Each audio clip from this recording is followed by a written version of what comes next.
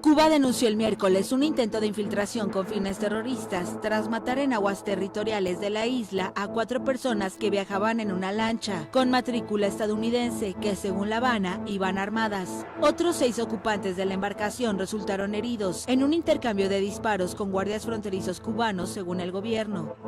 Se ha podido establecer que la lancha rápida neutralizada con matrícula de Florida FL7726SH transportaba 10 personas armadas que, según declaraciones preliminares de los detenidos, tenían intenciones de realizar una infiltración con fines terroristas. En la lancha fueron hallados fusiles de asalto, armas cortas, artefactos explosivos de construcción artesanal, chalecos antibalas, mirillas telescópicas y uniformes de camuflaje, según precisa la nota. El incidente se produjo a 1 milla náutica de Cayo Falcones, en la provincia de Villa Clara. Un buque de guardacostas se acercó para pedir la identificación de la lancha estadounidense y desde la embarcación se abrió fuego contra los efectivos cubanos. Los miembros del grupo armado son cubanos residentes en Estados Unidos y la mayoría con un historial conocido de actividad delictiva y violenta, según precisó el Ministerio del Interior. Además, se procedió a la detención en el territorio nacional del ciudadano Tuniel Hernández Santos, enviado desde los Estados Unidos para garantizar la recepción de la infiltración armada, quien en estos momentos se encuentra confeso de sus acciones. 2 de los ocupantes de la lancha figuran en la lista de personas sometidas a investigaciones penales y que son buscadas por las autoridades cubanas por su implicación en la promoción, planificación, organización, financiamiento, apoyo o comisión de actos de terrorismo en Cuba o en otros países, según precisa la nota. En el enfrentamiento también resultó herido el comandante de la embarcación cubana, según informaron las autoridades. Después de que se reportara desde ayer por la noche esta información, el gobierno cubano ya confirmó que el miércoles por la mañana una lancha rápida con matrícula de Estados Unidos, muy específico del estado de Florida, el número de la matrícula, por supuesto, lo tenemos, es FL7726SH, es la lancha que ingresó a aguas territoriales cubanas hasta el copete de armas. Según el comunicado oficial del Ministerio del Interior, esta embarcación se aproximó a 1 milla náutica al noreste del canalizo El Pino, en Cayo Falcones. Esto está muy cerca de Villa Clara y cuando las tropas guardafronteras se acercaron para identificarlos, pues los ocupantes de la lancha cometieron el error de su vida, abrieron fuego. Pensaron que como ellos eran pues un número que duplicaba a la Guardia Cubana, pues iban a poder asestarles ahí un golpe. No lo hicieron, hirieron a un comandante de la embarcación cubana, un herido. Del otro lado, pues estamos hablando de que 4 de los agresores fueron abatidos. Imagínense, hagan cuentas. Eran, por lo que se sabe, de los datos que se han confirmado hasta ahora, eran 5 soldados, 5 guardias costerizos pues, de la costa de Cuba, de los que estaban haciendo frente. Del otro lado, había 10 en total de lo que se tiene. Hay información que dice que fueron 15, pero bueno, se tiene conocimiento de 4 abatidos, 6 que quedaron lesionados. No pudieron contra ellos, y eso que llevaban armamento de alto poder directamente de Estados Unidos, no solamente el que portaban, sino el que iba a meter a la isla. Y las autoridades cubanas pues ya identificaron a los participantes, confirmaron, todos son clásicos, bueno pues bien dicen que para que la cuña apriete tiene que ser del mismo palo. Yo se los he dicho, el peor enemigo de un latino a veces es otro latino. Muchos de los agentes de ICE son hispanos, por supuesto, que no niegan la cruz de la parroquia, que se les ve a leguas, así como a un servidor, pero pues imagínense cómo me quedaría a mí un uniforme de ICE, ¿no? Qué ridículo, ridículo. Bueno, no hay peor enemigo de un hispano que otro hispano, no hay peor enemigo de Cuba que un cubano de Florida. Esos son los que más odian a Cuba, empezando por Marco Rubio. Todos los detenidos eran cubanos residentes en Estados Unidos del estado de Florida. Hasta ahora, pues hablamos, porque ya hay nombres de quienes eran Amijail Sánchez González, Leordán Enrique Cruz Gómez, Conrado Galindo Sariol, José Manuel Rodríguez Casteló, Cristian Ernesto Acosta Guevara y Roberto Azcorra Consuegra, los que se han identificado hasta este momento. Sobre los primeros dos, el gobierno cubano ya de por sí tenía órdenes de búsqueda y captura por su participación en la promoción, planificación y financiamiento de actos de terrorismo. ¿De dónde viene esta lana? ¿De dónde sacaron las armas? ¿Quién los financió? ¿Quién los mandó? ¿Fue porque a ellos se les ocurrió esa mañana después de salir del McDonald's? Francamente lo dudo mucho. Uno de los fallecidos es Michel Ortega Casanova. Los otros 3 fallecidos, abatidos ayer, pues están en proceso de ser identificados aún. Todavía las autoridades cubanas detuvieron, además de esto, porque fíjense, no nada más era esto, los estaban esperando en tierra. ¿Quiénes? Bueno, ya hay detenidos. Duniel Hernández Santos, que supuestamente fue enviado desde los Estados Unidos para recibir a ese grupo armado. Él ya confesó su participación.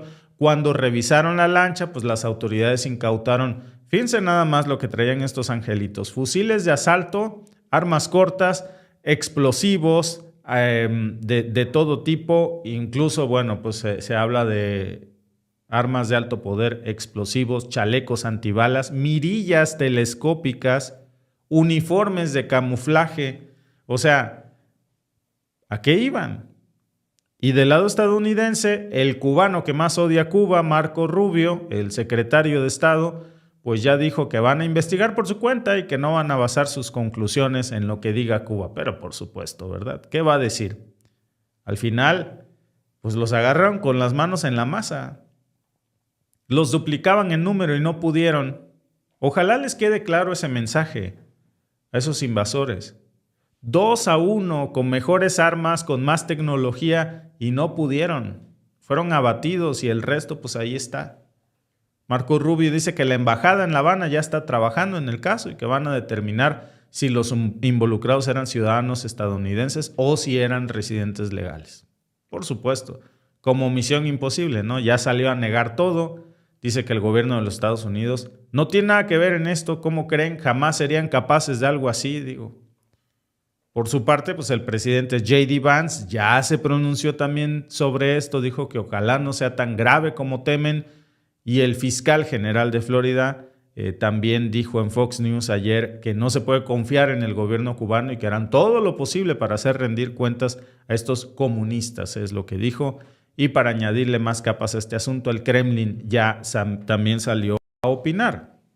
Ya dio su declaración sobre esto. El Kremlin dice sobre el incidente de la lancha en aguas cubanas fronterizas, los guardias fronterizos hicieron lo que debían de hacer. Nada más. Dmitry Peskov, que es el portavoz de Putin, dijo que los guardias fronterizos cubanos pues simplemente cumplieron con su deber. Eran invasores.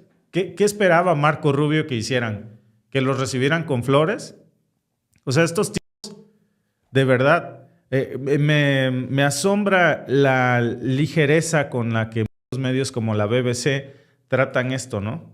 Cuba dice,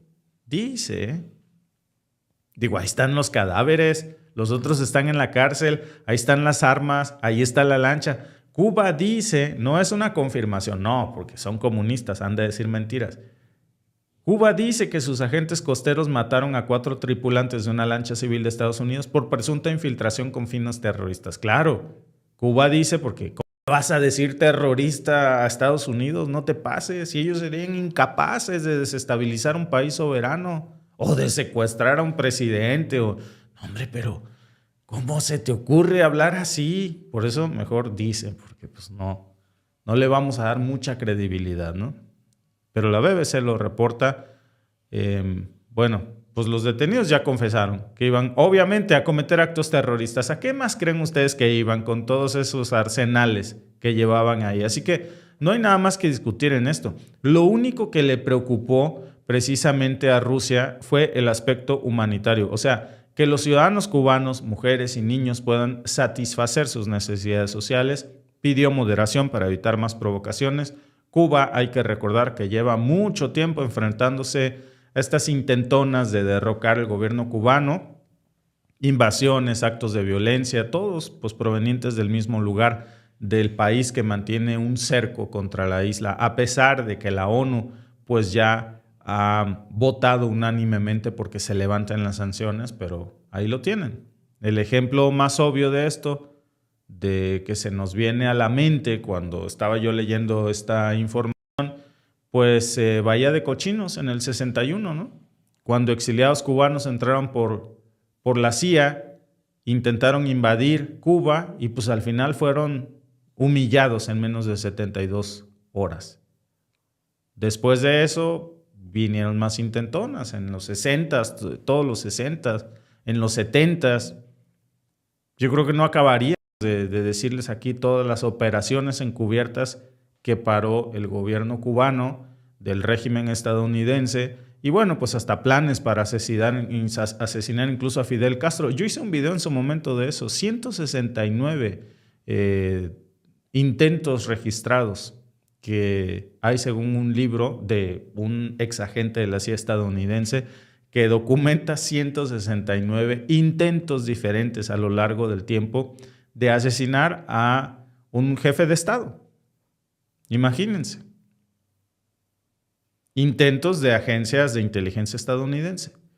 Y después en las décadas siguientes pues siguió la estrategia de cambio. Pero bueno, pues el objetivo se mantuvo. Grupos como la Fundación Nacional Cubano-Americana pues han financiado muchísimo este tipo de intentos para ingresar con armas a la isla y con personas pues que ya han sido acusados, que tienen antecedentes.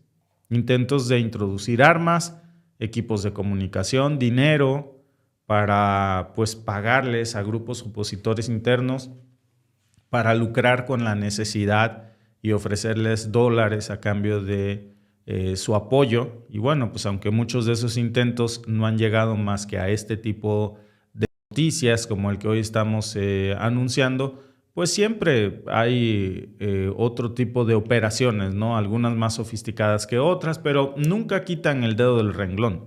Lo interesante de esto, amigos, que estamos anunciando hoy es que el ejército estadounidense ha estado bombardeando el Caribe. Hay que acordarse de eso, de las embarcaciones pequeñas que según ellos pues han acusado de narcolanchas y no se explican, bueno, pues cómo un peñero, como un barco pescador podría llegar desde las costas de Venezuela hasta la costa estadounidense, pues con un solo motor y a gasolina, con un solo bidón. ¿Dónde metes la gasolina para recargar el motor? Y aunque llenaras la lancha entera de bidones, ¿dónde metes la droga entonces? No, simplemente no tiene pies ni cabeza. Digo, hace apenas unas semanas el presidente Trump, acuérdense que extendió una orden ejecutiva que autorizaba interceptar barcos pesqueros que se dirigían a Cuba, acusando a La Habana pues, de usar fuerza excesiva contra embarcaciones que entran en su territorio. Eso fue lo que dijo. Y es importante porque mientras Estados Unidos se arroga el derecho de interceptar barcos en aguas internacionales, pues ahora vean, Cuba es acusada de usar fuerza excesiva por defender sus propias aguas territoriales. De eso están acusando. Fíjense, el país de la democracia acusa al supuesto país dictador comunista de que usa fuerza excesiva pues por haber matado a 4 angelitos, que óyeme, pero se te pasó la mano. Lo único que hacían era llevar unos cuantos explosivos, mirillas, armas de alto poder. Digo, no era para tanto, ¿para qué los matas? Si esto hubiese pasado en Estados Unidos, pues Estados Unidos los hubiera recibido, les hubiera dicho levanten las manos, señor tiene derecho a guardar silencio, porque este es el país de la libertad. Mire, gusta una botellita de agua, cacahuates, ya comió, porque estaba muy feo el sol ahí. Tráele una Big Mac al señor, por favor. Ahorita vemos lo de su detención. Primero coma, porque sus derechos humanos son lo primero. Pero Cuba, fuerza excesiva, ¿no? Digo, me parece... El argumento de Marco Rubio, ¿no? Es simplemente insostenible. Otro punto que llama la atención, pues son los perfiles de los involucrados, muy bien seleccionados, ¿no? Porque ya hay confirmación del gobierno cubano de que la mayoría tiene antecedentes penales. O sea, es gente que incluso antes de salir de la isla, pues ya delinquía, ya asaltaba, Y si eso es cierto, pues entonces no estamos hablando de disidentes pacíficos, no son exiliados cubanos que quieren regalarle la democracia de Trump a la isla, ¿no? Al estilo Trump. Estamos hablando de personas delincuentes, de esos que tanto se queja supuestamente Trump y que ahora los está usando para mandarlos en una lancha rápida, armados hasta los dientes, con explosivos, y según las confesiones, pues iban a cometer pues, actos de desestabilización. ¿Contra quién? Contra instalaciones turísticas, contra infraestructura civil, contra personas. Ahí ven ustedes, contra la pobre gente que está tratando de sortear las sanciones que le pone Estados Unidos todos los días contra el puestito de verduras. Ahora, la gran pregunta que nadie responde es, ¿quién financió a estas personas? Porque organizar una operación de este tipo, amigos, no es como comprar boletos de avión por internet. Una lancha rápida, armas largas, explosivos, chalecos tácticos, equipo militar, coordinación logística en tierra para recibir a este grupo, todo eso cuesta dinero. Y requiere contactos para que te den el armamento. Y si los involucrados tienen antecedentes penales, ¿cómo consiguieron las armas? No creo que hayan sido millonarios que pagaron por esto de su bolsillo, ¿eh? Entonces, ¿hubo financiamiento externo? ¿Hay algún grupo político en Miami o alguna agencia de inteligencia de los Estados Unidos detrás de estos pillos? Porque alguna organización con intereses pudo haberse querido meter en esto, ¿eh? No va a faltar quien diga, no, ya bueno, ya lo dijo J.D. Vance, no, nosotros no tenemos nada que ver. ¿Cómo se les ocurre que nosotros vamos a querer andar desestabilizando gobiernos extranjeros? Ni lo quiera Dios si somos el país de la libertad. Ni modo que seamos un país bananero que secuestra presidentes por la ley del más fuerte. No, nosotros somos democráticos. El gobierno cubano pues ya señaló que 2 de esos detenidos tenían ya de por sí orden de captura. Ahorita ya están cantando sus mejores éxitos ahí en una cárcel cubana, ¿eh? Se van a divertir mucho. Y eso significa pues que no era la primera vez que delinquían. Duniel Hernández Santos fue detenido ahí en tierra cubana. Repito, era la persona que supuestamente iba a recibirlos. O sea, ¿qué quiere decir? Que había una red de apoyo ya que intentaban tejer adentro de Cuba. O sea, no era un grupo que iba a llegar a actuar al azar. Ya tenían a alguien ahí esperándolos y luego de por sí de este tal Duniel a su vez se le iba a repartir ese armamento a otras personas. Ahorita ya les están poniendo el dedo.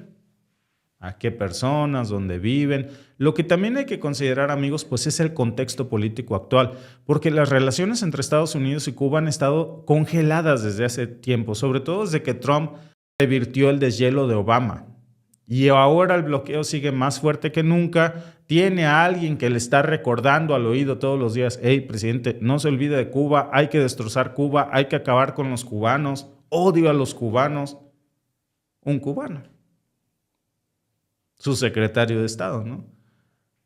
Y bueno, pues el bloqueo sigue más fuerte que nunca ahora. Las sanciones se han endurecido. Cuba enfrenta una crisis económica brutal, agravada por la pandemia, la falta de turismo. Ayer estaba yo leyendo una nota que me dio gusto. El gobierno de Mark Carney mandó $8 millones en ayuda alimentaria a Cuba. Me parece muy poco, francamente, pero es algo. Es algo y ojalá que eso se multiplique por 10 en los próximos meses. Ojalá, a mí me gustaría que fueran $80,000 millones, $1,000 millones, lo que fuera necesario, vaya. Digo, si se le ha dado a Ucrania una cantidad obscena de dinero, no veo por qué no a Cuba. Claro que a mí me haría sentir feliz saber que mis impuestos van para ayudar a nuestros hermanos cubanos y no a Volodymyr Zelensky para que se lo roben él y sus pillos. Entonces, bueno, pues yo creo que es momento de solidaridad, pero también hay que enviarles petróleo, por supuesto, porque ellos necesitan combustible y es la manera en la que Trump está intentando extorsionar a la isla. Ya no sé qué más quieren de ellos, porque de verdad es destruirlos. Porque convertirlos en una base militar, a ver, ya se robaron Guantánamo a perpetuidad. Destruir su economía ya está destruida.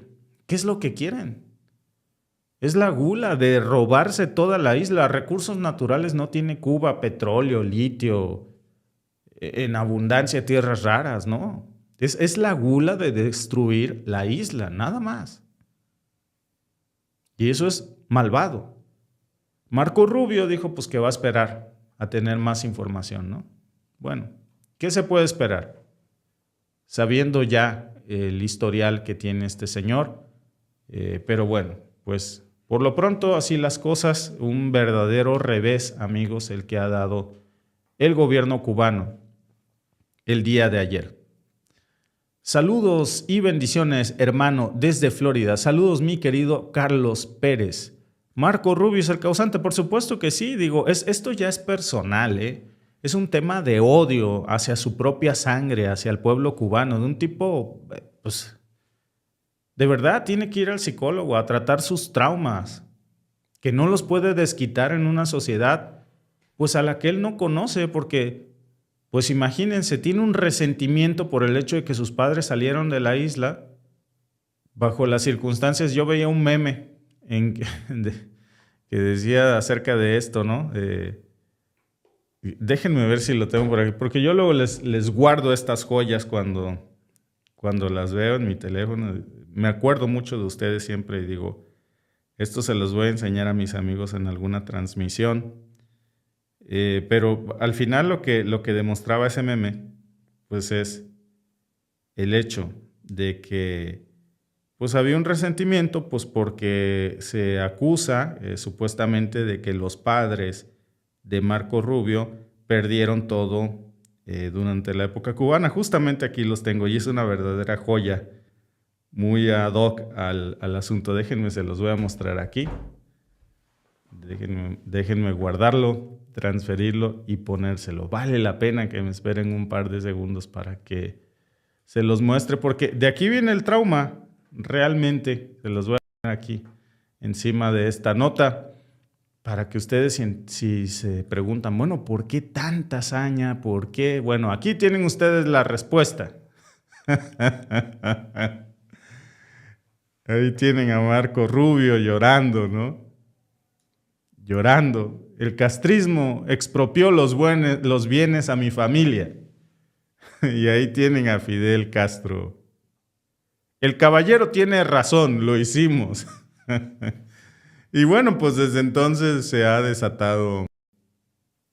Esa es la razón. Esa es la causa. Ya sabemos quién es el causante, pero no sabemos todos por qué es la causa. Bueno, ahí la causa. Ahí la causa. Muchas gracias a todos nuestros amigos que están conectados a la transmisión. Sarubi Luis, mi querido amigo, dice: estar con Cuba en estos momentos no es una opción ideológica, es puro instinto de supervivencia para todos los que queremos sostener Latinoamérica como zona de paz. Primero fue Venezuela, ahora van por Cuba, después ¿quién sigue?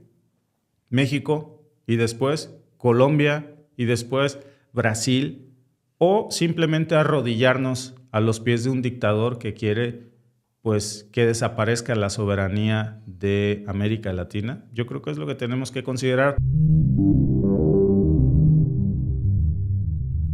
Ahora, nosotros la vamos a enviar. Es un compromiso de la presidenta con el pueblo.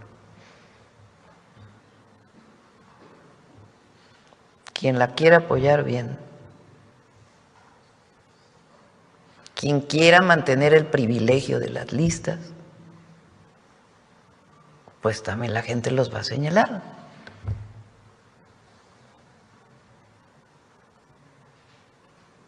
Cualquiera que sea el partido político. Este es un compromiso que hice yo de los 100 puntos. Como ustedes ven, no es todo lo que decía la oposición, que íbamos a acabar con la democracia, que son reformas sencillas, muy racionales, pero que responden a la demanda de la gente. Esencialmente, que se eliminen las listas de burocracias partidarias y todos a voto popular. Y 2, disminución de gastos. No reelección, no nepotismo, fiscalización y democracia participativa. Sencillo, claro, sin problemas, pero de fondo. Y nosotros la vamos a mantener. Entonces envié el lunes la propuesta, ya con todos los detalles, y para nosotros es un asunto de principio, mantener estas dos propuestas. Estamos definiéndolo. O sea, no, es que no tiene problema si es a diputados o a senadores. Pero ese es la esencia de la reforma, y se retomaron, como dijo Pablo, pues un montón de foros que hubo. Entonces, buscando mantener lo que gente, incluso la oposición, que no esté de acuerdo con nosotros, pero manteniendo pues una reforma racional, pero garantizando. Pues la presidenta Sheinbaum hoy sí está muy molesta. De hecho, acaba de destapar una traición para el movimiento de la Cuarta Transformación. Fíjense que yo creo que tendría que corregir aquí en esto, porque no es de verdad que no creo que esto sea una transformación en contra de Morena, ¿eh? Sí es una traición en contra del pueblo de México, más bien. Y es indignante porque lo que se viene es que quienes se suponía que eran aliados, y mucha gente votó por ellos, pensando que eran la misma cosa, ¿no? Gente que dijo, yo voy a votar por el verde porque es votar por la alianza de la Cuarta Transformación, o por el Partido del Trabajo porque es la misma cosa. Bueno, resulta que no son la misma cosa. Estos partidos, de hecho, navegaron muy cómodamente. A ver, ¿de dónde viene el PRI? Pues el PRI era un partido satélite del PRI, el verde, perdón. ¿De dónde viene el verde ecologista? Es lo que quiero decir. ¿De dónde viene el verde ecologista? Pues un partido satélite del PRI. ¿Cómo sobrevivió? ¿Cómo fue fundado el Partido Verde Ecologista? El que era castigado del PRI, pues se iba al verde, allá lo cachaban y luego regresaba. Ahora sí, como la poesía, ¿no? Devuelve el perro arrepentido con la cola entre las patas y el hocico partido, pero a través del verde. Y ya, pues ahí se encontraban en la alianza. Y ahí cabían todos, por cierto. Y sobrevivieron. De verde eso tiene lo que yo tengo de astronauta, ¿no? De ecologistas, pues nada. Pues esos están ahí para ver qué cachan. El Partido del Trabajo, que no trabaja. El Partido del Trabajo, que no quiere trabajar en la campaña del voto popular, que quiere las plurinominales, que se están aferrando, porque es muy difícil, obviamente, para estos partidos ganar una elección de mayoría relativa. Esa es la realidad. Y hoy están demostrando pues, que sus verdaderas lealtades no están con la gente que votó por ellos, ni por el movimiento que desean representar. Están ahí por sus propias cuotas de poder. Esa es la realidad. Porque cuando Sheinbaum anunció que las listas plurinominales no se iban a negociar, se acabó el amor, ¿eh? Se acabó el amor. Dijo la presidenta, a ver, eso va a desaparecer. Por lo menos tal como las conocemos. El Verde y el Partido del Trabajo ya pusieron el grito en el cielo. De hecho, si ustedes se fijan que es parte de lo que está anunciando, no es un secreto a voces, ni siquiera crean que es una cuestión que yo supongo. Incluso ya muchos medios de comunicación nos están diciendo, es muy difícil que haya el aval del Partido del Trabajo y del Verde Ecologista en San Lázaro. Es algo que admite Morena. O sea, en las negociaciones internas, pues claro que Morena ya se dio cuenta que no cuenta con el Partido del Trabajo ni con el Verde Ecologista, que traicionaron a este movimiento. Pero déjense ustedes al movimiento. Ellos salieron a pedir el voto prometiendo que iban a cumplir eso, porque al final había 100 propuestas. Cuando se coaligaron, yo quiero pensar que ellos leyeron cuáles eran esas 100 propuestas y dijeron, oye, estoy de acuerdo. Entonces sí me coaligo contigo. Y una vez que ganemos, vamos a votar para que estas 100 propuestas se hagan realidad. Y resulta que no. Porque van a perder privilegios. Y quieren sabotear esta reforma electoral que si se aprueba, pues les va a quitar lo más preciado. De esto viven.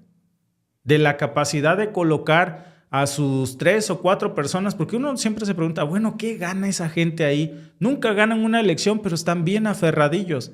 Pues los de arriba siempre están en las listas pluris sin que nadie vote por ellos. No sudan una sola gota en campaña, ¿eh? Les vale lo que la gente piense o deje de pensar de ellos. Ayer veía yo una entrevista que le hacían al Niño Verde, pues que ya de niño no tiene nada, ¿no? Y que decía, oye, ¿por qué viene usted? No, pues es que los demás están en Polanco. O sea, es una persona que no obedece precisamente a rendirle cuentas a nadie, que no le importa lo que la gente piense o deje de pensar de él, y que si está en Polanco y por eso no fue a trabajar a esta mesa de negociación. Pues la realidad de las cosas es que no tiene por qué preocuparles lo que tú y yo pensemos de ellos, porque ellos siempre se ponen solitos en la lista plurinominal. No es una cosa de disputas entre partidos, esto es mucho más profundo. Por eso, de verdad, si tú eres apartidista, este video es para ti. Si votaste por Morena, este video es para ti. Si crees en la Cuarta Transformación, este video es para ti. Oye, pero si no crees en la Cuarta Transformación ni en Morena, y encima no tienes partido ni te interesa la política, pero también te choca que otros se sirvan de tus impuestos, pues también este video es para ti. No se resume una negociación de Morena o de la presidenta. Amigos, esto es una pelea entre un proyecto que quiere terminar con los privilegios de la partidocracia y una clase política parasitaria que ha hecho de las plurinominales su refugio personal. Esa es la verdad. Por eso la traición del Verde Ecologista y del PT es tan grave. Miren, del PAN y del PRI, pues es que nadie se puede sorprender, ya sabemos. Yo conozco mucha gente que literalmente ha sido diputado o senador o diputadas o senadores desde hace 15 años y no han dejado de serlo. ¿Y saben ustedes en esos 15 años cuántas campañas han hecho? 0. ¿Saben ustedes cuántas elecciones en cuántas elecciones han competido? En ninguna. No los quieren ni en su casa, literalmente. Son personas despreciables, parásitos, que viven de sangrar los impuestos de otros. Nadie los conoce. Miren, yo el otro día estaba, por cierto, me apareció una persona que sé que es plurinominal desde hace como 14, 16 años, tal vez más. Y puso un post ahí en Facebook, de esos que a nadie le importan. Hoy recibí en mis oficinas al señor Pedro Pérez, con quien tuve el gusto de conversar por la construcción de un México. Puras tonterías. 2 likes. 0 comentarios. Se juntan más gente en un accidente de carros que en sus posts de redes sociales. Y no porque quiero que sean influencers, pero lo que voy es que a nadie le importa lo que esta gente diga, porque son parásitos.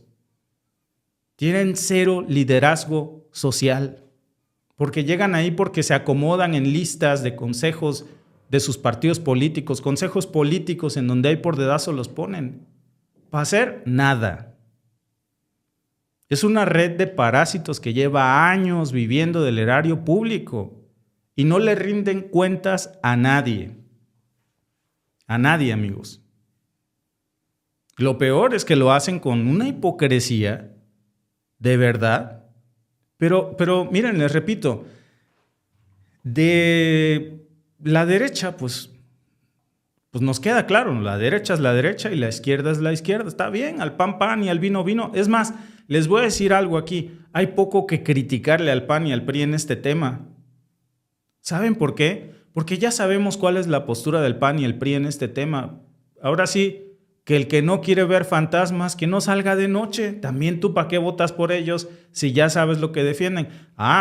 Lo que sí está perverso es que gente que dice que votó por la izquierda, pero que vota con la derecha.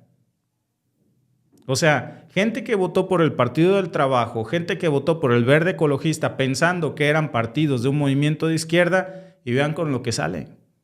A la hora de la hora, pues prefieren proteger sus intereses antes de proteger al pueblo. Vamos a explicar muy bien, yo creo que es importante, ¿no? Todos más o menos tenemos una idea somera de cómo funcionan las plurinominales. Ahora nos la quieren vender. Yo no creo que haya alguien que se los compre, ¿no? Estoy viendo aquí el chat. Muy atento porque quiero ver si alguien viene a defender a estos tipos. A ver si alguien viene a defender a un plurinominal. Que alguien me diga, no, a mí mi plurinominal sí me representa. Uno que me diga aquí esto. Son personas que representan la voluntad popular. Porque por mucho tiempo nos vendieron esa idea, ¿no? La idea de que, a ver, los pluris son necesarios porque es un mecanismo para garantizar que no haya una aplanadora en sus años priistas, que la minoría esté representada. Pues suena muy bonito, ¿no? Que partidos pequeños puedan tener voz en el Congreso, aunque no ganen distritos, aunque nadie vote por ellos, aunque nadie los quiera. El problema, amigos, es que en la práctica, pues eso se convirtió en un fraude, porque las listas plurinominales dejaron de ser un instrumento de representación y se volvieron en una verdadera mafia de gente totalmente indeseable. Gente que venía hasta saliendo de gobernaturas y se refugian en las plurinominales porque saben que después de haber robado a manos llenas nunca nadie iba a votar por ellos y que lo que les esperaba era el bote, pero se hicieron pluris para tener fuero constitucional. Personajes muy oscuros que nunca podrían ganar una elección de mayoría, o dirigentes de partidos políticos, presidentes de comités estatales o municipales o nacionales también, que se hacen plurinominales porque sabe que nadie los quiere. Y yo no voy a decir nombres, ¿verdad? Ricardo Naya. Pero bueno, yo creo que ustedes se pueden imaginar. Ejemplos sobran. Porque ahí tienen a sus cuotas partidarias y así se cuelan en el Congreso. Sexenio tras sexenio, trienio tras trienio, como duran las legislaturas o senadurías. ¿Cuántos nombres de diputados plurinominales? Díganme ustedes aquí en el chat. ¿Cuántos nombres de diputados plurinominales ustedes recuerdan? ¿Y saben por qué circunscripción quedaron? Hablando, por ejemplo, de senadores plurinominales o de diputados federales. Salvo los líderes de partidos políticos, ¿no? Pero el mexicano promedio no tiene idea de quiénes son estos parásitos. No es casualidad, amigos. Son figuras que no hacen campaña, ¿eh? No pisan las calles, no debaten. Su única habilidad es parasitar de la cúpula de su partido político para que los coloquen en el lugar adecuado de esas listas. Entonces quedan en el 1 y ya, luego se van a la cama a acostarse. Se levantan y se desocupan. Porque saben que pues, no importa si gane o pierda la elección, a ellos qué, ya quedaron porque están en el 1 de la lista pluri. Esa es la realidad, ¿eh? Al final de lo que se trata esto pues, es de un sistema de compadrazgos, de lealtades personales. Y ahí lo que importa pues, es que el mero jefazo del partido político te palomee. Ahí, que te muevas bien ahí dentro de la cúpula de tu partido. Lo que la gente diga, olvídate.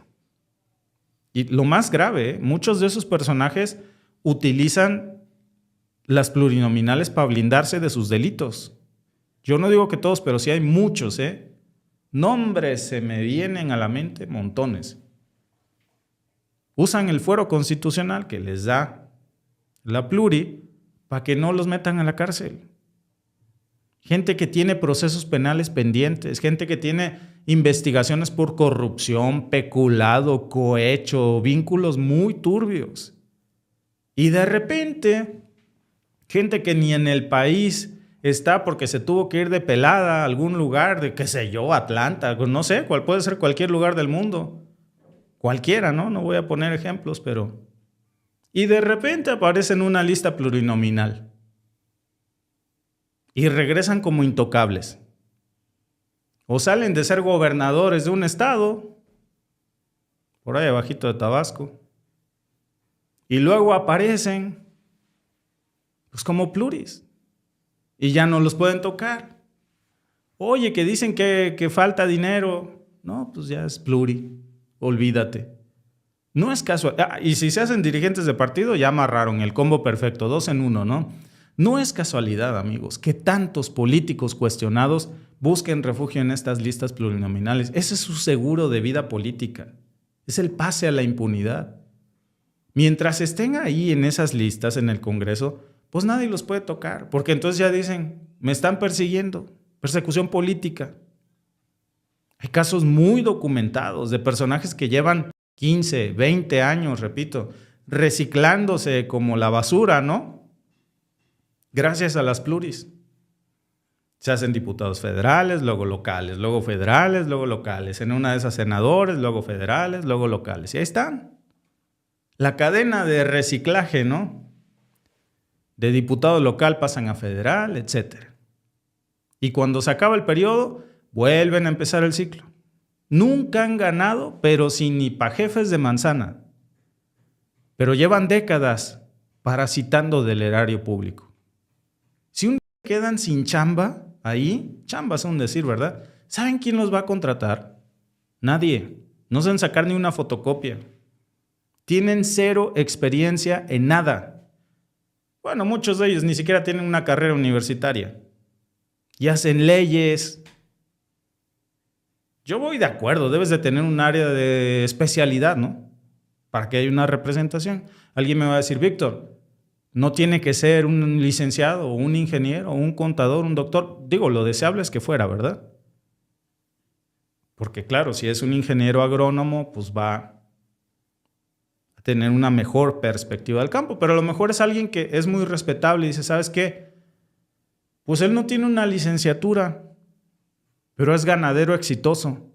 Sabe cómo funciona el campo. Sabe cómo funciona y puede legislar. Claro, también hay de esos ejemplos que bajan un programita productivo aprovechando que su compa estaba en el gobierno y se hacen agricultores de la noche a la mañana o granjeros, ¿no? Ganaderos. Y en realidad siempre han sido plurinominales y como pluris o dirigentes de partido, pues luego resulta que son agricultores. No voy a decir nombres, Marco Cortés.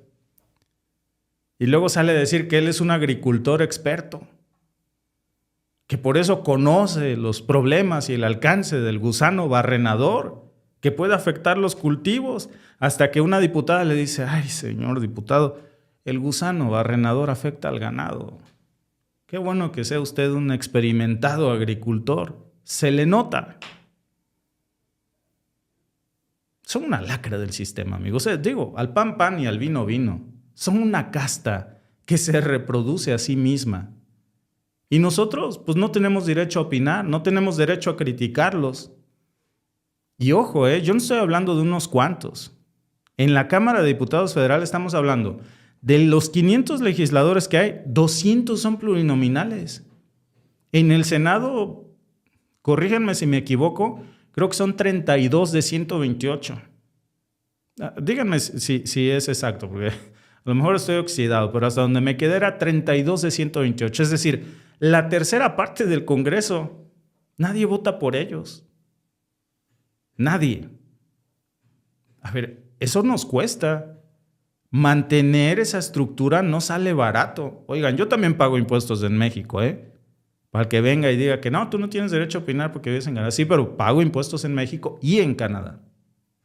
Y a nivel federal, pues el presupuesto del INE y de los partidos políticos pues es multimillonario. Nada más en las elecciones del 2024, la organización de los comicios costó 61,000 millones de pesos, imagínense. 36,000 millones a nivel nacional, 25,000 millones para los institutos locales. Es un dineral. ¿Ustedes saben lo que se podría hacer con eso? O sea, imagínense que el país estaba escandalizado por lo que debe Ricardo Salinas Pliego y nada más estos partidos políticos para organizar estos comicios, 36,000 millones de pesos, 61,000 millones en total, si contamos los comicios nacionales, los institutos locales. 61,000 millones de pesos. Cada año, cada proceso electoral es la deuda eterna de Salinas Pliego. Y una parte importante de ese dinero se va a sostener a estos parásitos con sus sueldos. con sus equipos, con sus asesores, con sus viajes, con sus bonos. Y Sheinbaum lo que está proponiendo es, a ver, quítale 25% de ese gasto. ¿Yo por qué tengo que mantener a esa estructura política? Oye, para mí que les quite el 100%, pero bueno, el 25% peor es nada. ¿Saben ustedes por qué alguien va a decir, oye, no es tanto el 25%? Bueno, se me ocurren 1000 cosas que se pueden hacer. ¿Saben ustedes cuánto es 25% lo que propone la presidenta quitar? Reducir 13,000 millones de pesos. ¿En qué se van a usar esos 13,000 millones de pesos? Que es un dineral. Programas del bienestar, salud, educación, que nos falta mucha.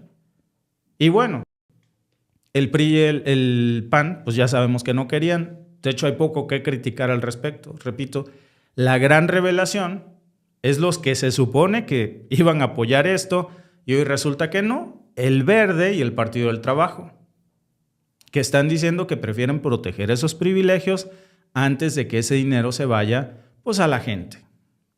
Miren, un ejemplo muy específico para que vean ustedes el tamaño desproporcionado de esto. En Veracruz, de donde yo soy, el Congreso local aprobó para el 2025 un presupuesto de 801 millones de pesos. Son 50 diputados. De esos 50, 20 son parásitos, o sea, plurinominales. Perdón, si me está viendo un pluri, discúlpenme. 20 personas que no ganaron su curul en las urnas. 20 personas que llegaron por palomazo de su partido político y que le cuestan al Estado una parte importantísima de ese presupuesto, que Veracruz tiene muchas necesidades, muchísimas. Si nos fijamos en lo que hacen, nada. O sea, el resultado es patético. Fíjense, en año y medio de lo que lleva la actual legislatura, de 193 iniciativas presentadas, nada más se han aprobado 33. 33. O sea, si medimos eso en productividad del Congreso del Estado de Veracruz, ¿saben cuánto es? 17% de productividad. Si estos tipos fueron mis empleados, que sí lo son, los corro a todos. Entonces pensemos como ciudadanos, ¿por qué sostener una bola de parásitos que tienen 17% de productividad? Legislan lo mínimo, pero cobran como si chambearan sin descanso, ¿eh? No. Y luego, el otro día me apareció un post de un plurinominal, una persona plurinominal de Veracruz precisamente, que decía, después de un arduo día de trabajar duro por Veracruz, no manches. 17% de productividad, arduo día de trabajar por los veracruzanos. No me jodas. No me jodas, de verdad. Pero sí se llevan seguros, se llevan bonos, duplican su salario muchas veces. Es un negocio redondo. Y no gastan nada en campaña porque no les preocupa si alguien vote o no por ellos. El problema es que no es un caso aislado, ¿eh? Eso es un espejo. Yo les hablo de Veracruz porque pues, es mi estado. Pero eso es lo mismo en todo el país, en todo México. Las plurinominales son un refugio para esos políticos o esposas de políticos también, que ya luego se vuelven políticas. La meritocracia, que no quieren trabajar, que no quieren rendir cuentas, que no quieren enfrentarse al escrutinio público. Gente que sabe que si tuviera que competir en una elección de mayoría, pues perdería estrepitosamente. Por eso se aferran a las listas. Porque ahí están muy cómodos. ¿Dónde les van a pagar lo que les pagan ahí por hacer nada? 17% de lo que les tocaría hacer. Ahí no importa, amigos, si son no deseados, si tienen escándalos, si no han hecho nada por su distrito. Ni distrito tienen. Lo único que les importa, pues es que su nombre aparezca en la lista de la cúpula y ya está. Y la reforma precisamente electoral que se está en estos momentos discutiendo, pues lo que hace es ponerle fin a eso. Que de 200 diputados plurinominales se elijan de otra forma. Va a seguir habiendo pluris, lamentablemente, ¿eh? Por mí que no hubiera. Los va a seguir teniendo. Pero de esos 97 van a ser para los candidatos perdedores con mayor votación. Un poco como lo que pasa en el Senado. Cuando hay un senador que compite, por ejemplo, en Veracruz, pierde la elección, pero es el que tuvo mayor voto, pues queda como senador. Pero al final salió una elección. Al final, pues perdió, pero digamos que quedó en segundo lugar. Ahora sí que al final va a estar 95% votación directa en las circunscripciones. 8 para mexicanos residentes en el extranjero. Sigue habiendo mucha representación proporcional, amigos. Y este tema, por cierto, me parece interesantísimo, el de 8 posiciones plurinominales para mexicanos residentes en el extranjero. Digo, no porque yo viva en el extranjero, ¿no? Pero me parece interesantísimo. Y no para canadienses, repito, sino para el tema de nuestros paisanos estadounidenses, sobre todo porque la gran cantidad de dinero que mandan nuestras familias, nuestros hermanos, nuestros paisanos que viven en Estados Unidos, la principal fuente de ingresos para México, antes que el petróleo, son las remesas. Y me parece justo que tengan una voz. Sigue habiendo representación proporcional, pero por una buena causa. Ya no van a ser las cúpulas partidarias las que deciden quién entra. Es la gente, con su voto, la que va de alguna manera a determinar quién merece estar ahí. Y en el Senado directamente pues van a desaparecer los 32 plurinominales. Se acaba el cuento, ahí sí. Ahora, que yo creo que la pregunta medio sobra, pero ¿por qué el Verde y el PT, que dijeron que iban a apoyar esto, que se supone que son parte de la Cuarta Transformación, pues ahora ¿por qué se rajan? Bueno, pues porque ellos tienen sus propias listas, porque tienen su propia red de operadores que han colocado en el Congreso gracias a ese sistema. De eso viven. Saben que no van a ganar una elección solos, pero queda el premio de consolación y ellos se ponen ahí, se anotan. Gente que difícilmente, seamos sinceros, van a ganar una elección por sí misma, pero que es leal a un partido. Y si esa reforma se aprueba, pues esos personajes se van a quedar fuera. Y los partidos van a perder la capacidad de premiar precisamente esas lealtades. Ya no van a poder colocar a sus incondicionales, de manejar las candidaturas como si fueran pues un feudo, porque así lo ven. Y aquí es donde viene la hipocresía, porque tanto el Verde como el PT han hecho campaña durante años diciendo que están con el pueblo. De hecho, la razón, amigos, no me van a dejar mentir. ¿Se acuerdan ustedes del difunto PRD? Un partido que se decía de izquierda. Ya no tienen registro. ¿Por qué desapareció el PRD y no el PT? Pues fácil, porque el PT se alió con Morena y el PRD no. Y entonces la gente creyó en el PT porque dijo, es parte de la Cuarta Transformación, van a votar por las propuestas. Al final es lo mismo. Se supone que eran distintos de los demás y ahora resulta que cuando es la hora de la hora, pues siempre no. Cuando se trata de votar por los verdaderos cambios que quitan privilegios, pues ahí ya no les gusta. Y se convierten en el mismo bloque del PRI y del PAN. Que repito, poco hay que hablar en este caso de ellos, porque ya sabemos, o sea, ahora sí que es como el marido mujeriego que la mujer dice, oye, pero tú así me conociste y así te casaste conmigo. Borracho, mujeriego, lo que sea. Bueno, pues va de gustos. Pero oigan, tan decentito que se había vendido el PT y el Verde. Los mismos que durante décadas defendieron las listas plurinominales como si fueran un derecho divino. Los mismos que hoy, junto con la oposición tradicional, pues están haciendo el berrinche de su vida porque la presidenta ya les dijo, ahí lo... Primero, prácticamente está diciendo, a ver, eso no está sujeto a negociación. Y la gente se va a acordar de ustedes y de cómo se echaron para atrás. Y esto no es tan negociable. El PAN ya dijo que no. Y por obvias razones. Rubén Moreira dijo que la reforma busca disminuir a la oposición, que bla, bla, bla. El Verde Ecologista está calladito. No ha dicho que no, pero tampoco ha dicho que sí. Ya sabemos lo que eso significa. El PT igual, calladitos. O sea, no se van ustedes a encontrar una declaración diciendo que no la apoyan porque ellos salieron a pedir el voto diciendo que iban a aprobar esto. Entonces no pueden decir abiertamente que no. Pero si ustedes se fijan en las declaraciones de Morena, Morena ya salió a decir, pues, ya sabemos que no contamos con el PT y el Verde. Seguro en las negociaciones al interior del Congreso, pues ya les dijeron que no van. No van. Ya hay morenistas que comenzaron a usar la palabra traición precisamente en San Lázaro. Porque si estos partidos votan en contra, pues van a terminar en la misma fila que la derecha más rancia, amigos. Y Sheinbaum lo sabe, por eso fue tan enérgica en su conferencia de esta mañana. Dijo, si no se aprueba, no va a ser una derrota para mí. No va a ser una traición para la presidencia.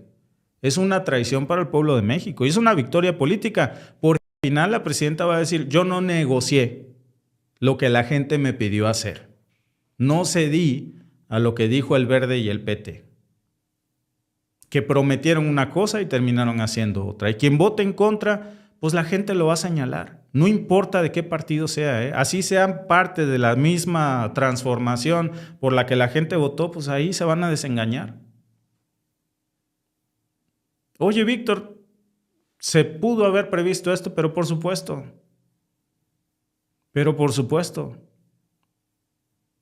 Ya les dije de dónde salió el Verde. ¿Cuál es su historia? Perdón que se los diga.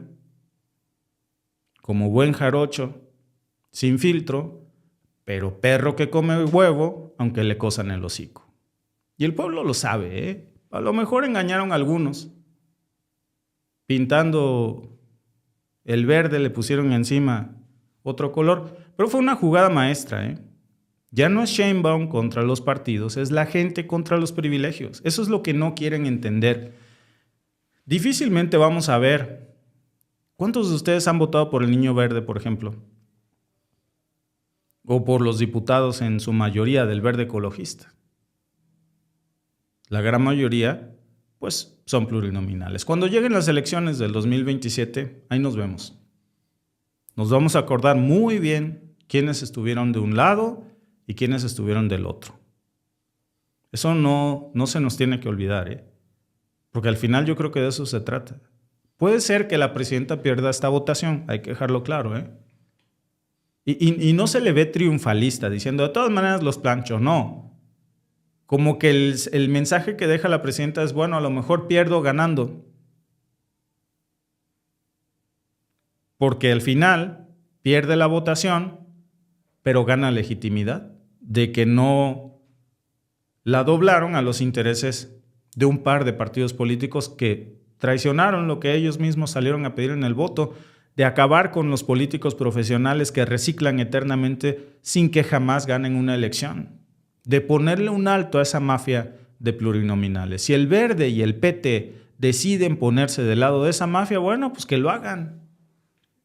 Nada más que no esperen que el pueblo los perdone. Y el que me vea en estos momentos y vote por la Cuarta Transformación y por Morena, no se dejen engañar la próxima vez que vean estos logotipos. Hay una manera muy sencilla de evitar. Si tú eres de Morena, ve y tacha Morena. No taches los recuadros de el Verde y el PT si traicionan en esto. Porque si vas a votar por el Verde o el PT, pues ya mejor vota por el PRI y el PAN también, pues es lo mismo. Todavía tienen chance, PT y Verde, de ver realmente en qué va a acabar. Mucho silencio, la misma gente de Morena ya dijo esto es una traición, así que ya nos queda claro por dónde va. Pero bueno, todavía tienen tiempo, si se echan para atrás, pues aquí nos tocará echarnos para atrás, de decir, oigan, ¿saben qué? El Verde y el PT al final sí agarraron la onda. Francamente lo dudo mucho. Y no soy el único que lo duda, si ustedes se fijan, ya hasta los mismos líderes de Morena salieron a decir, ya sabemos cómo va. Ya saben por dónde viene la traición, la de adentro. Dice Perla, van a pagar su traición exactamente Claudia y el pueblo ganamos, dice Beatriz Manjarres.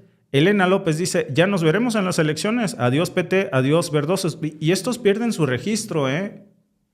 Se van a quedar sin nada, sin pluris y sin partido. Deberían de ser un poco más inteligentes. Yo que los líderes del PT y del Verde dijeran, ¿saben qué? Vamos a perder pluris, pero al menos vamos a conservar el registro del partido. Véanse en el espejo del PRD, Verde y PT, para allá van. No es que ustedes sean mejor, tenían más cola que le pisen que el Verde, que el PRD, perdón. Y conservaron el registro gracias a esta coalición.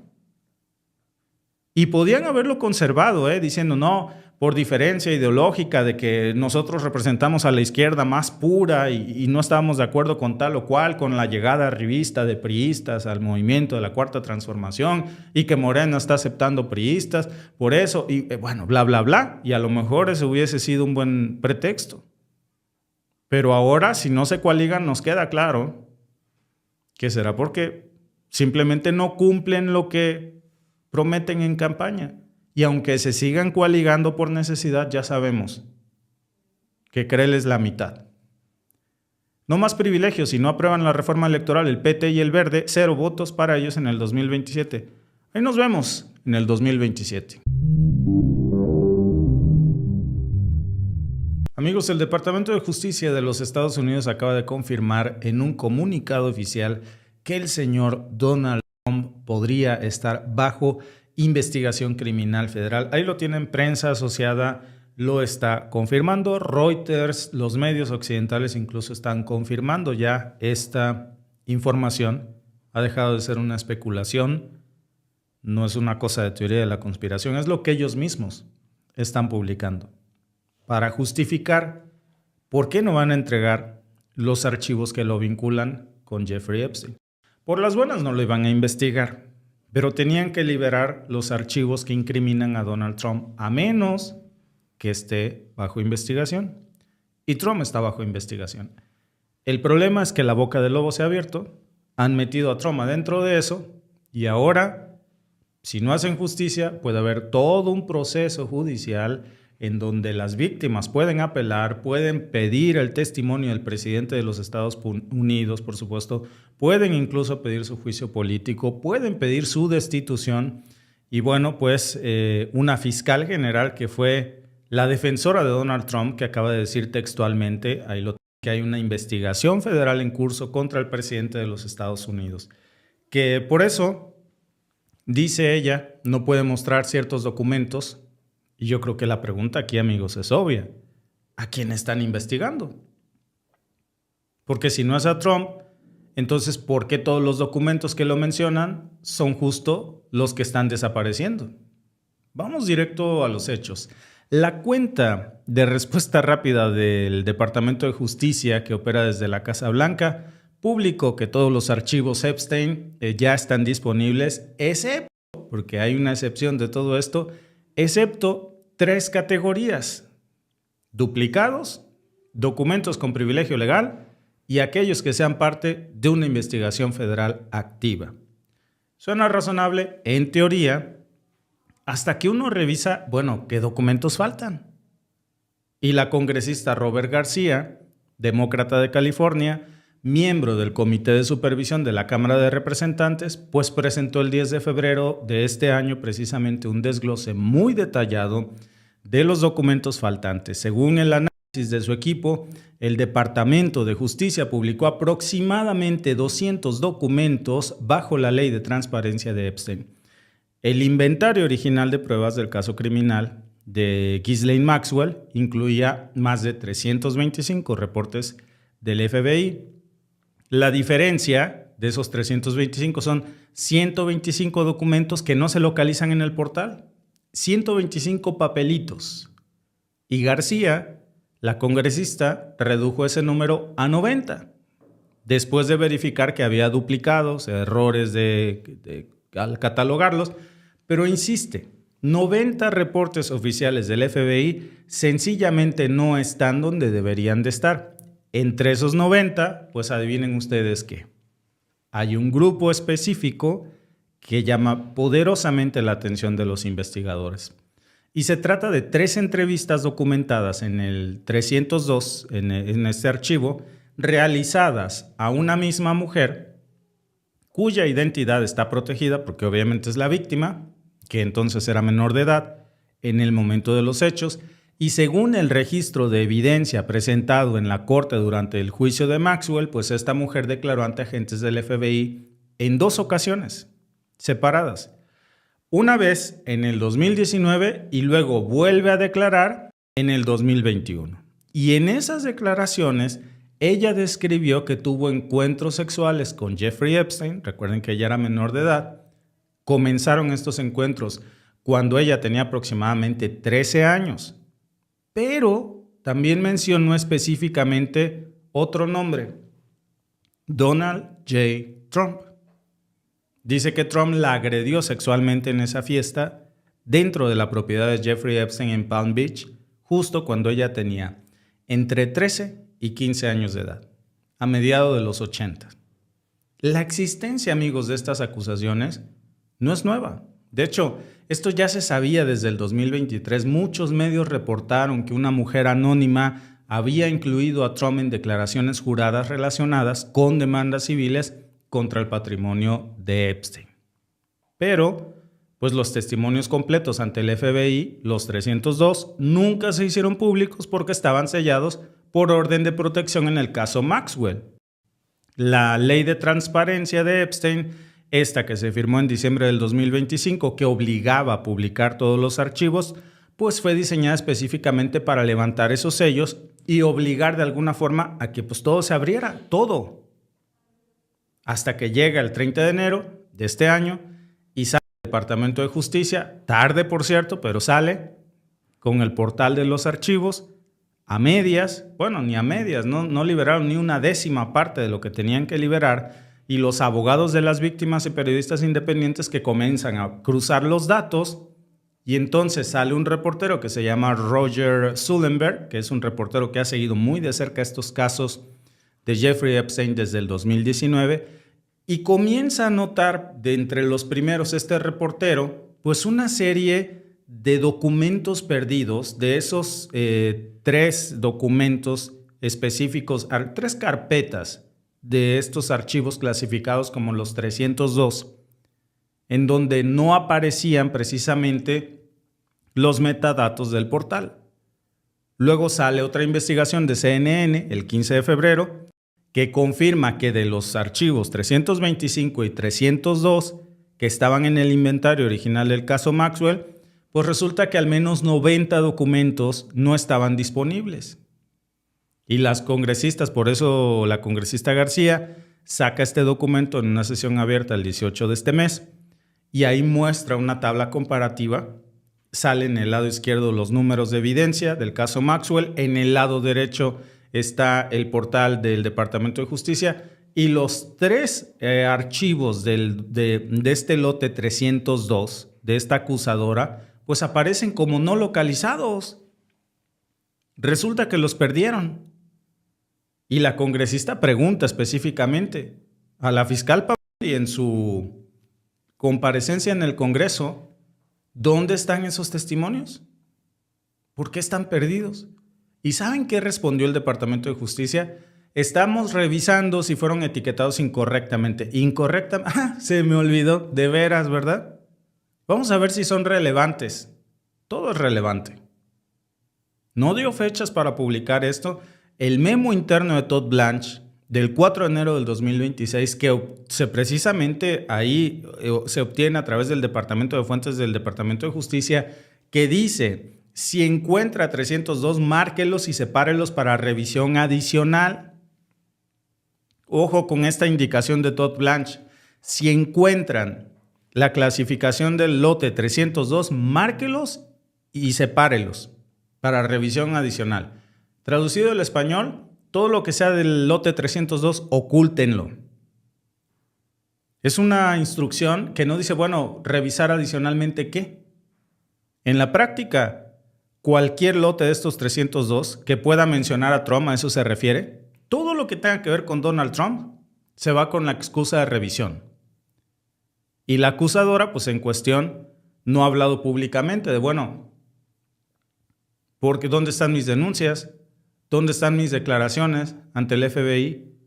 Ya salieron sus abogados, dieron un comunicado, de hecho, hace cosa de 6 días, el 20 de febrero, salieron a decir que esperan que el Departamento de Justicia cumpla la ley y publique los testimonios completos. A ver, quien abusó precisamente de esta mujer de identidad protegida, según la mujer, según estas declaraciones, fue el presidente de los Estados Unidos presuntamente. Y está viva, ¿eh? Y está denunciando. Obviamente protege su identidad por razones obvias. Pero ella no quita el dedo del renglón. Y ella está diciendo, a ver, ¿por qué? ¿Dónde están mis documentos? Y ya estos equipos de la congresista han salido a identificar pues que faltan 3 archivos completos del lote 302. Faltan documentos de respaldo, faltan notas de los agentes, faltan registros, faltan llamadas, faltan fotografías. Toda esa evidencia de la acusada que no está, que ahora sabemos que presuntamente estaría ahí vinculado con las acusaciones a Donald Trump, ese lote 302, que tiene pruebas adicionales, que dice el Departamento de Justicia, es que son pruebas que carecen de contexto y no pueden ser verificadas independientemente. Bueno, suéltalas y que sea una investigación. No es que se hayan perdido, ¿eh? Primero dijeron que estaban perdidos, luego dijeron que fueron apartados. El caso es que no las quieren publicar.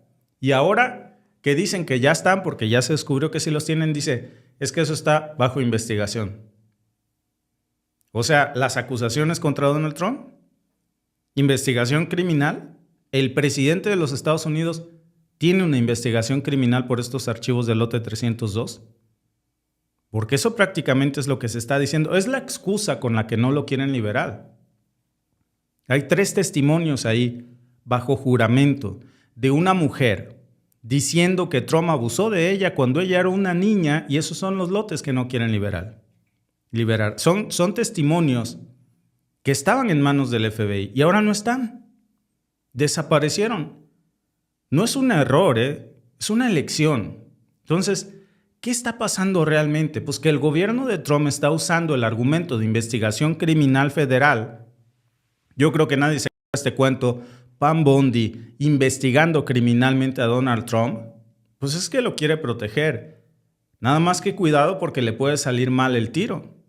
Metió a su jefe en la boca del lobo para protegerlo y ahora ya hay una investigación que existe y que tendríamos que estar hablando entonces de un presidente bajo investigación criminal por abuso sexual. Y si no existe, pues entonces están mintiendo descaradamente para encubrir pruebas que lo incriminan. No hay punto medio en esto, ¿eh? Y esto no es algo, amigos, que esté pasando desapercibido para los medios tradicionales. Vaya, hasta el New York Times, de hecho, fíjense, Reuters, prensa asociada, todos lo están diciendo, porque no hay manera de ocultarlo. CNN hizo su propio análisis, ya confirmaron que más de 90 reportes del FBI simplemente no aparecen. Hasta el Wall Street Journal ya lo reportó. ¿Qué dice el Departamento de Justicia? Si alguien encuentra que falta algo, lo vamos a revisar, y si está mal etiquetado, lo vamos a publicar. Algún día, ¿quién los etiquetó? Ellos mismos. ¿Los etiquetaron como privilegiados o parte de una investigación activa? ¿De dónde sacamos que hay una investigación criminal contra Trump? Pues ahí está. Así lo etiquetaron ellos. No es un error administrativo, es un patrón. Quieren proteger a Trump de estos crímenes a toda costa. Incluyendo si eso... ¿Cuán desesperado tiene que estar que prefiere que se diga que se está investigando criminalmente al presidente antes que liberar eso? Así de devastadores deben de ser esos documentos. Al final del día ellos deciden qué sale y qué no. Nada más que esto puede llegar ahora a un juez. Díganme en qué democracia esto funciona así. Y yo creo que lo peor de todo es que durante el verano pasado, acuérdense que el FBI dijo claramente que no había investigaciones activas relacionadas con Epstein. Ellos lo dijeron. De repente apareció una investigación criminal y nada más y nada menos que una que involucraría al presidente de los Estados Unidos, de abuso sexual. ¿De verdad esperan que alguien se trague ese cuento sin cuestionarlo? Solo los que ven Fox News se pueden creer eso, amigos. Lo que tenemos hoy de frente, pues es a un gobierno utilizando el poder institucional para proteger a un criminal convicto que está sentado en la silla presidencial. Por otros delitos más los que se le están acumulando. Acuérdense que él fue declarado criminal convicto de 34 cargos. Y ahora ya se le están juntando más. Muchos documentos que mencionan a Trump. Justamente esos que mencionan a Trump son los que desaparecen. Los testimonios que lo acusan, esos son los que etiquetan como privilegiados o bajo investigación federal. Criminal. Va, amigos, aquí a haber un problema al final. Vamos a ver en qué termina esto. Lo que sí sabemos, pues es que ya habría una confirmación de que hay una investigación criminal contra el presidente de los Estados Unidos. Dice nuestra amiga Cecilia González, los documentos que faltan los está custodiando Israel. Es el pase para tener al naranjón agarrado de los péndulos y que los apoye en su barbarie contra Irán y también contra el genocidio étnico que están haciendo en Gaza. También, ¿no? Contra el holocausto palestino que está haciendo el régimen israelí. Y sus aliados del eje del mal. Esa es la realidad. Y ese eje del mal no es Rusia, ni Corea del Norte, ni Irán. No se traen esos cuentos. Saludos, un gran abrazo al pueblo de México y para todos nuestros pueblos. Muchas gracias, Lucy. Estados Unidos es el país más corrupto, dice. Pues bajo Trump es un hecho, Es un verdadero hecho. El odio se te refleja. En lo que falta es que eche espuma por la boca. ¿Cómo defiende la delincuencia? Bueno, no sé de qué habla así, de mí o de Trump o de quién. Lo que sí te digo es que las pruebas ahí están. Y para que la saque hasta Reuters, Prensa Asociada, el Wall Street Journal, el Washington Post, se molestan conmigo porque muestro estas fuentes, que no me invento yo. En fin, gracias y saludos a nuestra amiga Griselda. El mundo se está reconfigurando, amigos, y el imperio que hoy está liderado por Donald Trump no tiene ya capacidad de respuesta. Esa es la realidad. Desde ese desastroso discurso que analizábamos precisamente ayer por la noche de Donald Trump en el Estado de la Unión, pues hemos visto cómo la Casa Blanca está en completo silencio. Y ese silencio, amigos, no es vacío, es sistemático. Y también es un síntoma de que ya hay un cambio de era. Fíjense nada más en esto. Las potencias emergentes y los ejes alternativos ya no están pidiéndole permiso a Estados Unidos, están actuando. Fíjense lo que pasó ayer en Corea del Norte. Kim Jong-un no solamente lanzó una declaración, que no es una declaración menor, es un anuncio para expandir su poderío nuclear, Corea del Norte. Y ojo, no nada más es un aviso de, bueno, algún día, no.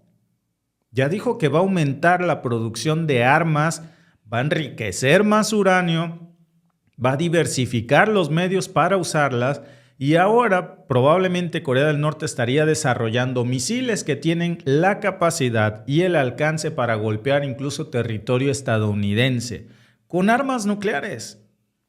Esto es Corea del Norte, amigos, con misiles que ya demostraron que tienen poder, escuchen bien, de llegar a cualquier punto del planeta. Y cuando digo cualquier punto del planeta, puede ser Washington, puede ser Nueva York, puede ser cualquier lugar. Adivinen ustedes cuál ha sido la respuesta de Donald Trump desde que ayer por la noche Kim Jong-un anunció esto. Silencio absoluto. El Pentágono está totalmente mudo. Muy valientes para acosar a Cuba, son muy valientes para secuestrar a Nicolás Maduro, al presidente de Venezuela, son muy valientes para amenazar a nuestros países, pero les da miedo meterse con Corea del Norte. ¿Por qué? Porque tiene armas nucleares que tienen la capacidad de llegar a su territorio. Y entonces lo valiente se les acaba. El propio Departamento de Estado, amigos, cero. No ha hecho declaraciones. ¿Dónde está lo bravucón? ¿Por qué se le quita lo enojado? Hay que ser honesto, amigos. ¿Qué van a decir? ¿Qué va a decir Donald Trump? Ya no puede amenazar con nada que no hayan intentado antes. A ver, las sanciones ya se las pusieron a Corea del Norte. La presión ya existe. Y aún así, el programa nuclear norcoreano no solamente sigue, sino que se expande.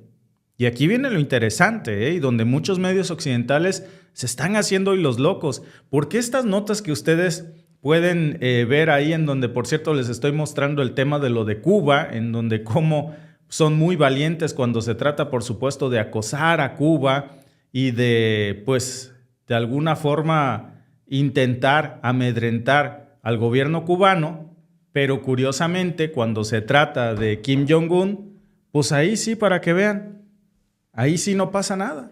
Ahí sí se les acabaron los argumentos, no tienen manera de alguna forma pues de frenar, por decirlo así, las intenciones de Kim Jong-un. Fíjense nada más, de hecho les voy a mostrar algunas de las muchas fuentes que están circulando al respecto, solo por ponerles un caso.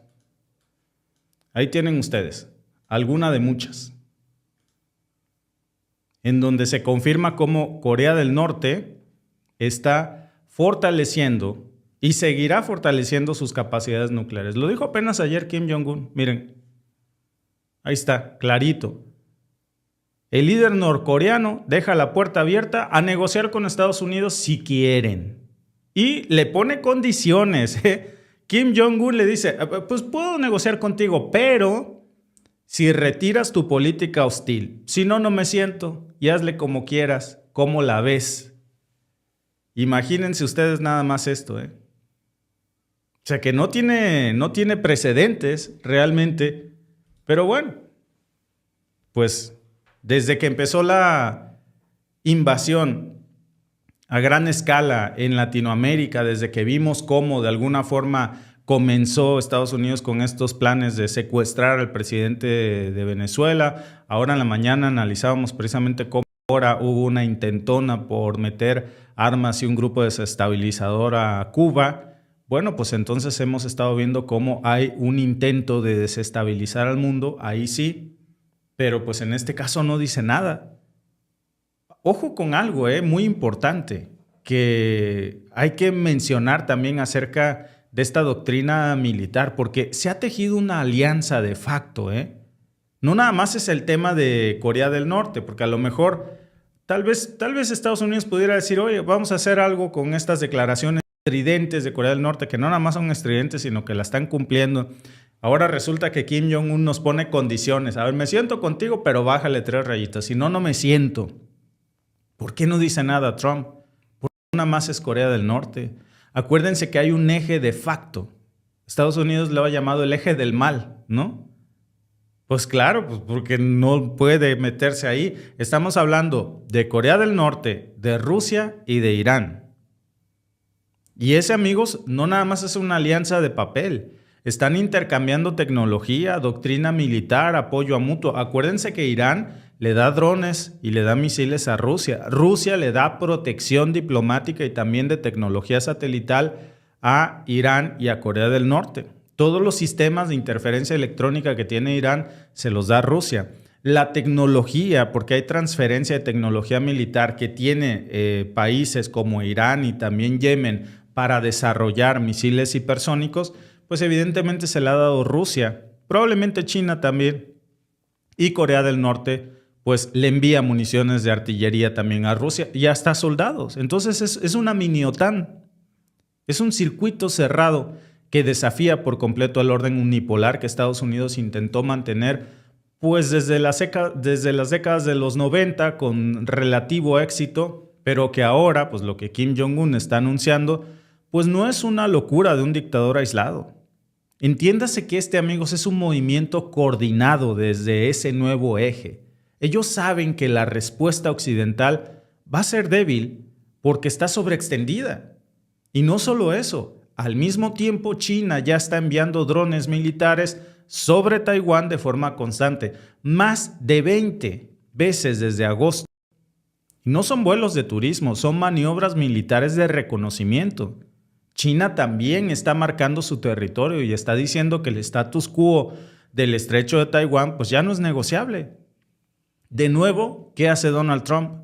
Nada, porque China ya calculó que Estados Unidos no tiene los recursos, no tiene la voluntad real para confrontar directamente a China en el Pacífico. Los portaaviones no pueden estar en todas partes. Ahora ha dejado un flanco enorme Estados Unidos porque se ha movido gran parte de la flota naval que tenían para proteger a Taiwán. Ahora la tienen frente a las costas de Irán.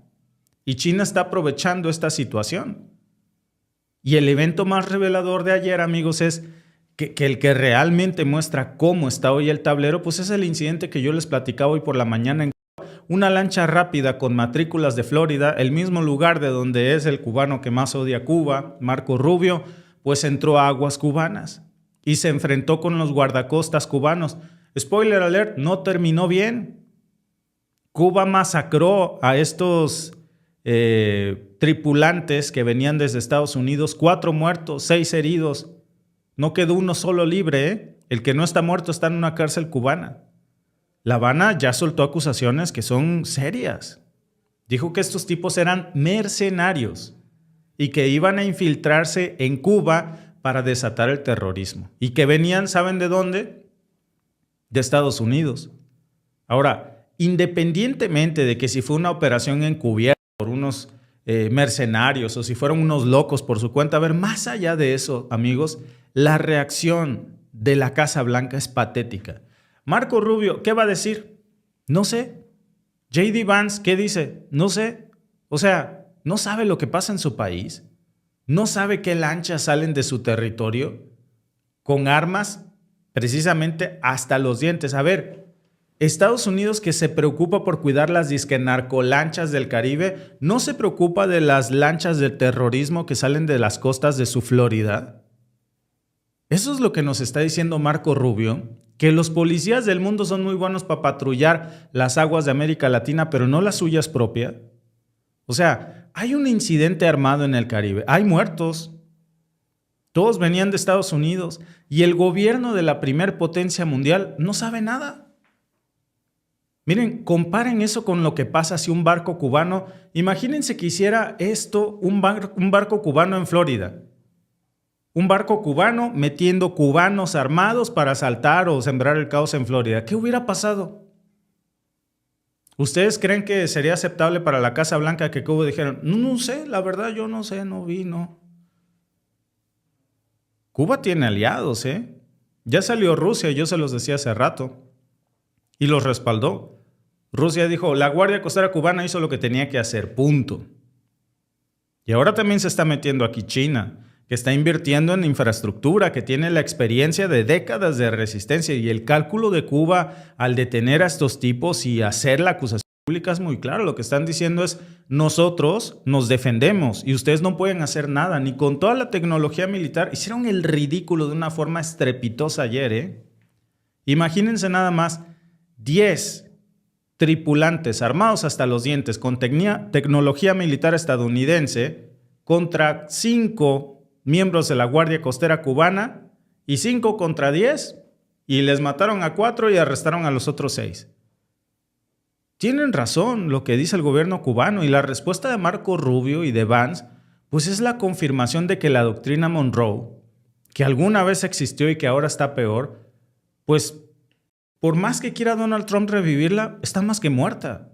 Y mientras esto pasa en el patio que dicen ellos es su patio trasero, que ahora ya les demostramos, y muy sorprendido por la capacidad del gobierno cubano, porque ayer Cuba les demostró a Estados Unidos, hey, a lo mejor no tenemos la tecnología militar de punta, pero nuestros militares están muy bien entrenados, 4 a 10 de los tuyos, vaya.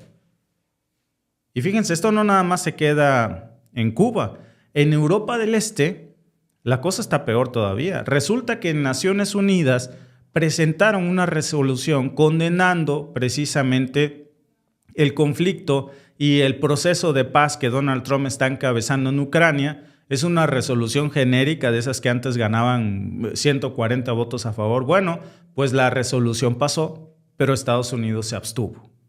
¿Por qué? Pues porque de alguna manera Europa no está nada contento en estos momentos con el papel de Donald Trump en nada, ni siquiera en la ONU, No nada más en el tema del comercio internacional, también en el tema diplomático, que es lo que estamos ya viendo. Y todo esto, amigos, pues importa demasiado, porque también es un cuadro de un mundo que está reorganizándose, y lo que estamos viendo no es una serie de crisis aisladas, es el colapso de un sistema de dominio, porque fíjense, si le sumamos Corea del Norte, ¿qué tenemos? Corea del Norte anunciando ayer más bombas nucleares, ojivas nucleares en misiles que tienen la capacidad de llegar a cualquier parte del mundo, incluyendo, por supuesto, cualquier parte de Estados Unidos, y Trump calladito.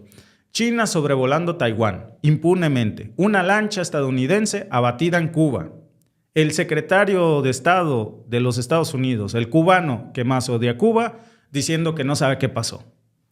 La ONU, pues donde Estados Unidos se abstiene de un voto en donde Europa prácticamente pues, le planta cara. Y luego está el tema de Irán, porque todo apunta a que se nos viene otra nueva guerra en Irán, pero no va a ser una guerra de Estados Unidos imponiendo su voluntad. Va a ser una guerra muy desesperada en donde por supuesto que la estrategia ya la están barajando. Según se ha filtrado, Israel podría atacar primero en los próximos días, Irán va a responder, es un guión ya muy gastado, y entonces Estados Unidos va a entrarle, como en la guerra de los 12 días, no más que a ver cómo le sale el tiro esta vez, porque el año pasado, si la guerra de los 12 días hubiera durado 13, Tel Aviv ya no existiría, ¿eh?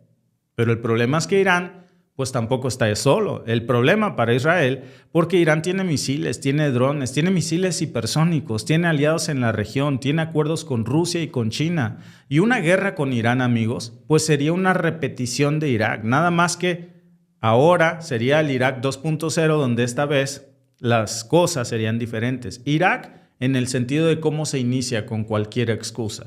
El resultado final ya sería muy diferente. Irán no es Irak en temas militares. Irán tiene muchos aliados muy poderosos, y Estados Unidos ya tiene de alguna manera el pretexto militar para entrar. Y aquí viene la ironía final, amigos. Estamos viendo cómo la administración Trump, que se la ha pasado hablando de América primero, pues está logrando que América se quede sola. Vean ustedes lo que les digo, se quedó solo ayer en Europa, se queda aislada frente al mundo. No nada más en el tema militar y diplomático, los inversores globales ya están moviendo su dinero a otros mercados y a otras divisas. Las bolsas europeas y asiáticas pues están rindiendo mucho mejor que el dólar estadounidense. Fíjense en este dato, el famoso Standard & Poor's 500 está en el lugar 21 de entre los 23 mercados desarrollados, 21, o sea, reprobado. La economía real, amigos, la que mueve el mundo, ya no necesita al dólar estadounidense como eje central. Eso nos lo está demostrando el mundo diario. Se están formando corredores comerciales alternativos, se están formando alianzas estratégicas que están excluyendo por completo al dólar y acuerdos militares pues que simplemente ya no pasan por Washington. Y mientras, por cierto, en Hungría, que es un socio bastante incómodo dentro de la Unión Europea, pues el régimen de Viktor Orbán, que es un aliado de Donald Trump, ya se está cayendo. Hay encuestas que muestran que el partido prodemocrático de Peter Magyar pues le está llevando una ventaja enorme a Orbán, que es un aliado de Donald Trump, precisamente en Europa. ¿Por qué les comento esto? Pues porque se está cayendo todo el eje que sostiene al trumpismo y al movimiento MAGA en el mundo, y hay un rechazo brutal ya en contra de todo lo que huela a Donald Trump. Por supuesto, la reacción de Viktor Orbán pues es sacar el manual de jugadas de la ultraderecha mundial. Se ha inventado una amenaza exterior, dice que Ucrania pues va a invadirlos y que tiene que movilizar tropas. Fíjense que se les está saliendo de control Ucrania, yo se los había dicho, En fin, cría cuervos y acuéstate a dormir. Y lo que estamos viendo, amigos, en conclusión, no es una serie de noticias sueltas, estamos viendo la fotografía de un cambio de era. Vean ustedes cómo en menos de 24 horas tenemos un mundo en donde la administración Trump ya no dicta las reglas. Cuando reacciona, reacciona tarde y reacciona mal. Corea del Norte, Rusia, Irán y China ya están moviendo sus piezas y están muy coordinados. Y la Casa Blanca vacía, en silencio. El eje de la resistencia, al que le dice Estados Unidos el eje del mal, el orden unipolar está fracturándose y el orden multipolar pues precisamente está naciendo oficialmente. No es que Corea del Norte sea malo y Estados Unidos sea bueno, Aquí no es de buenos y malos, esto es geopolítica, estos son intereses. Y es que hay un bloque emergente que está desafiando precisamente al poder y por ahora, amigos, les guste o no, parece que va ganando, Muchas gracias a nuestros amigos que están conectados en esta transmisión. ¿Qué dicen nuestros amigos cuando acaben con Irán, con el ayatolá? A ver qué vas a decir. Pues Pues sí, Junior, yo conozco canalillos de YouTube que de eso viven. Llevan meses diciendo que hoy se cae el régimen del ayatolá, que el ayatolá está escondido en un búnker, que está ya en agonía, que eran sus últimos minutos de vida. Lo están diciendo desde enero. Es más, si me apuras, lo están diciendo desde hace 10 años. 10 años.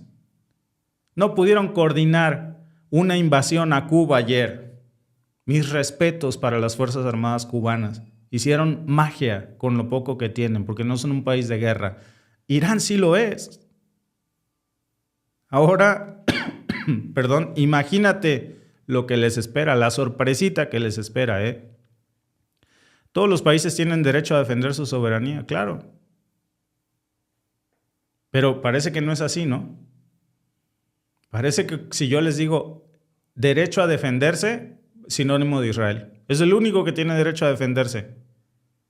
Entre comillas, porque defenderse es un decir de que le toca la puerta a su vecino, sale el vecino, le pega 2 cachetadas y luego se da la vuelta. Y espera que nadie le haga nada, porque si le hacen algo, es que yo tengo derecho a defenderme, el vecino me gritó, oye, le acabas de pegar 2 cachetadas, ¿cómo no te va a gritar? Ese es Israel en Medio Oriente, No se engañen. Muchas gracias a nuestros amigos. José, gracias por tus comentarios. Gracias, Nelson. Dice que se vuelven locos los gringos, el chinito los tiene en la mira. Sí, pues es todo un eje, Sí, Víctor, es cierto que Trump está promocionando relojes con su nombre. Los vende, mi querido Iván, en su página de Donald Trump. Ahí vende los relojes MAGA de oro falso. Te sale mucho mejor la chapa de 14 quilates de la tía Shane que los relojes chinos que vende Donald Trump, por cierto, porque son chinos. Sí los vende. Gracias por vernos. Si te ha gustado este clip, síguenos en vivo para ver nuestro programa completo de lunes a viernes en nuestros canales de YouTube y Facebook. Suscríbete, comparte con tus amigos y déjanos tus comentarios. Te esperamos en vivo.